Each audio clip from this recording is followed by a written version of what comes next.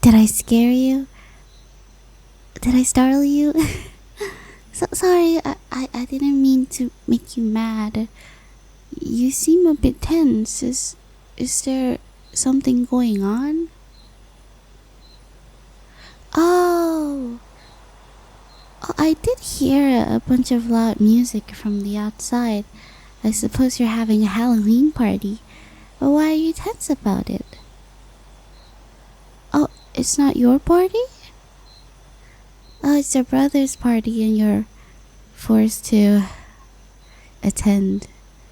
Ah, I see. Well, siblings, I suppose. I don't have any brothers or sisters, but it sounds tough. I feel sorry for you. But the party still sounds very fun. It's very loud. Well, nice to meet you. Nice to see you today. I'll just go now. Bye. Oh, I forgot. Trick or treat. If you don't give me candy, then I'll play a trick on ya. Sorry, that's kind of embarrassing. It's something that I've said ever since I went trick-or-treating with my parents, and that line kind of just stuck with me over the years. It's okay if you don't have candy, although you should really prepare a bowl. What if kids come over and they try to trick or treat and you guys won't have any candy? That's kind of just sad, isn't it? I'm an avid believer of the candy tradition because I get lots of candy at the end of the night, and my mom doesn't usually give me a lot of candy. In fact, I've already eaten some, so I feel a bit hyper right now. I should calm down. It's fine. Oh no, it's just some breathing exercises to calm me down. Where am I going next? Well, I've already completed all the houses that I was planning to go. Honestly, I was just contemplating whether I should go to your house or not.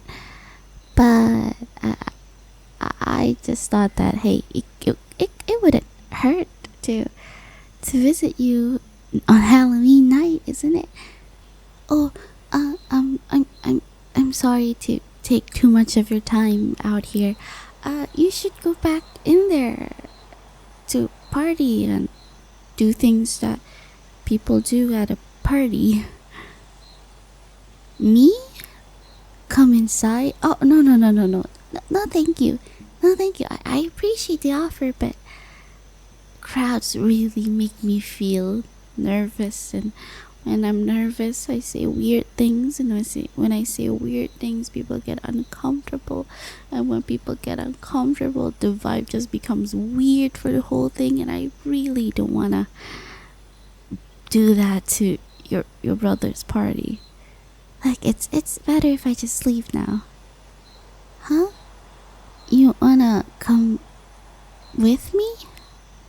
Don't you have a party to attend to? Well, I suppose your brother wouldn't notice you gone with all those people around there. Oh, but one more thing. I was about to just head home because I've visited all of the houses that I wanted to trick or treat at. Yeah.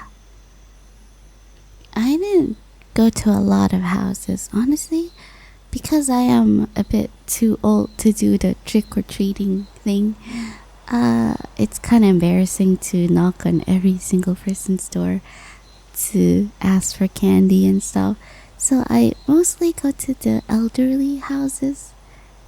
For example, Mrs. Grinch's house, Mr. Greenfinch house, Mr. Nightingale house, and a lot more. Well, I decided to knock on their door just to, I don't know, I just wanted them to be a little happy that someone visited them. Like, I'm sure a bunch of kids do, but most of them just go and take the candy and then leave. Like, I went there and then I chat with them a bit.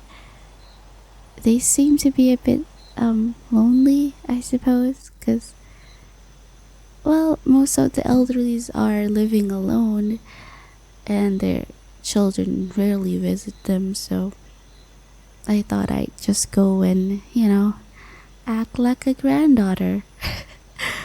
I know it sounds kind of weird. They didn't need me, but I just wanted to do that. Well, 'cause I imagine when I grow old, I will become like that. I probably wouldn't have anybody on my side, so I'd be appreciative of all the kids visiting me and cheering me up, I suppose. Thank you for praising me.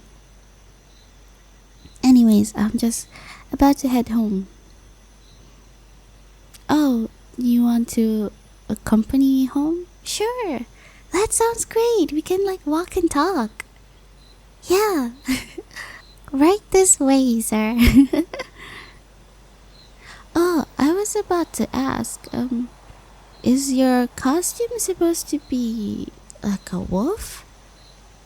When you answered the door, I couldn't help but to notice your animal ears.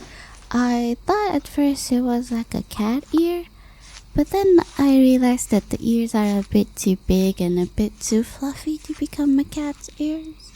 Or maybe it's a mancoon? Oh, so I was right.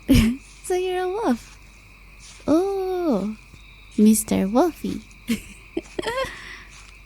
What am I dressed up as? I'm dressed up as the Little Red Riding Hood. See, my red caves, I have a basket. I'm wearing like a little dress. Well, I didn't want to say it earlier because I thought it would be awkward, but coincidentally we do match. like an odd couple costume. Couple. So, I mean, technically, you're the villain in my story. Well, you know the story of Little Red Riding Hood. The mother told you no, don't talk to strangers, and Little Red was like, yes, mother, I would, but then proceeded to talk to the wolf anyways, and the wolf tricked her while she was picking flowers, and she revealed to him where she was heading, and the wolf ultimately killed the grandmother and snuck into her house, pretending to be her grandmother, until, fortunately, there's a woodsman who came to her aid and scared the wolf away, and everybody lived happily ever after, I assume, except for the grandma, because she kinda died. Well, there's one version of Little Red Riding Hood where Little Red Riding Hood kinda fell in love with the wolf, and they sort of acknowledged each other from a distance because they both knew that if they ever met, it will cause the series of events that happened in the original Little Red Riding Hood to happen, I suppose. Sorry, I'm bad at explanation. Yeah, meaning that Little Red would always take the same route to her grandmother's house, and the wolf would only watch from afar and they sort of always sneak glances at each other, but they never talk. And one day, Little Red actually slipped on a piece of wood. It had just rained, so it was slippery. She slipped and fell and caused injury to her ankle. And Mr. Wolf was so worried about her that against his will, not will, but he was forced to, because he was panicking. He was worried for Little Red. He rushed to her and he tried to help her. Unfortunately, this triggers the event. Like in this version, of course, the wolf doesn't hurt Little Red Riding Hood, but when Mr. Wolf was helping Little Red, the woodsman, the one who saved Little Red in the first story, saw this interaction, and he had a problem with Mr. Wolf, so he plotted a plan to get rid of Mr. Wolf. He lured Mr. Wolf into Little Red's grandmother's house.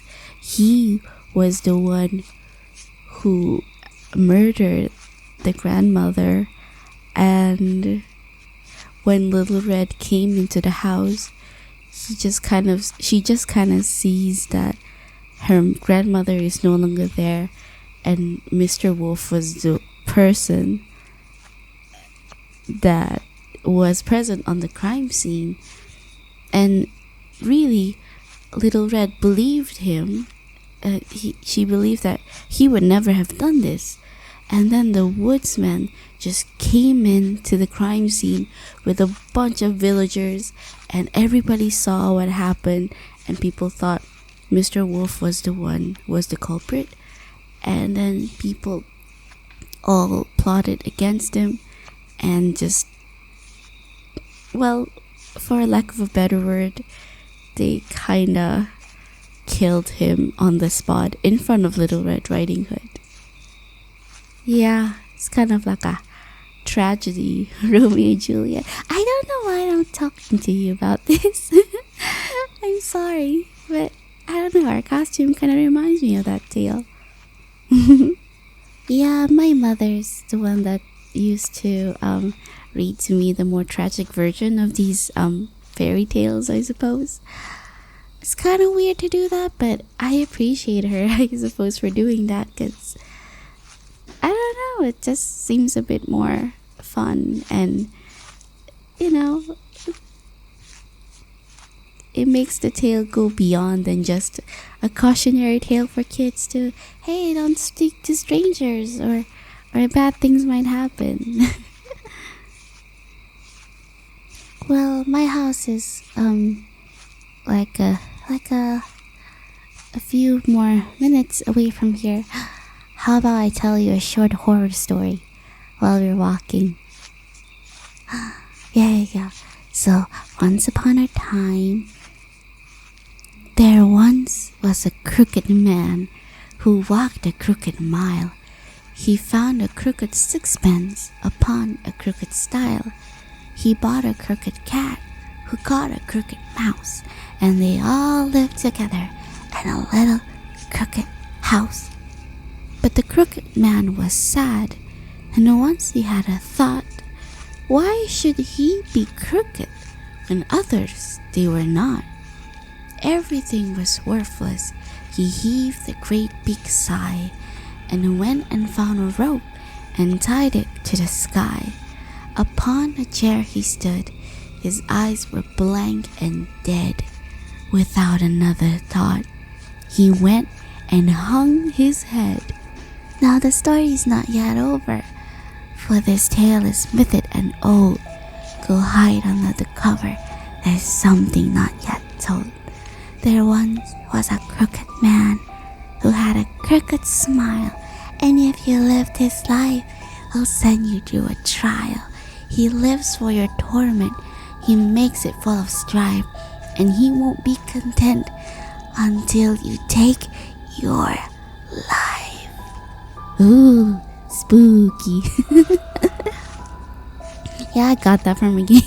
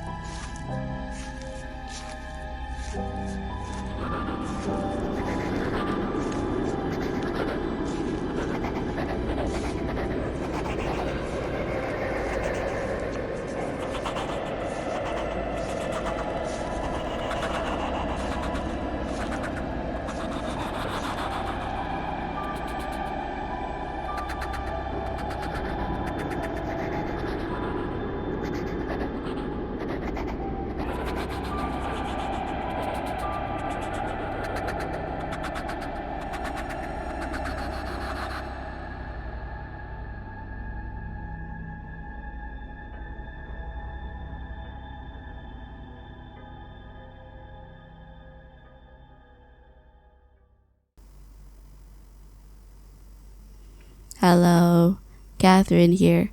Well, I'm sorry. This is another installment of. Wait. Sorry. If you like the video, please, like and subscribe if you want more content from me. Yeah, I forgot about that part.